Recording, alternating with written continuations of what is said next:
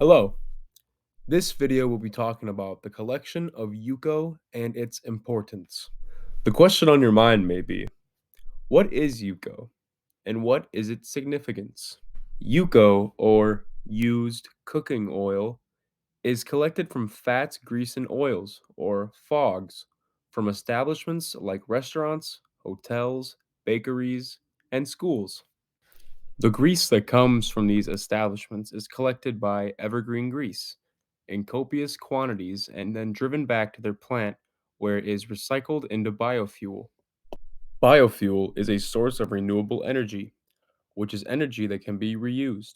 Some examples used for this renewable energy goes into solar and wind energy without the use of fossil fuels, making renewable energy more cost efficient and environmentally friendly.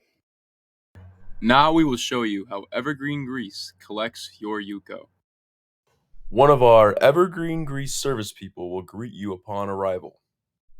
Once the UCO location has been found, one of our service people will take a picture of it before cleaning. The picture has been taken. Our service person will then start collecting the UCO.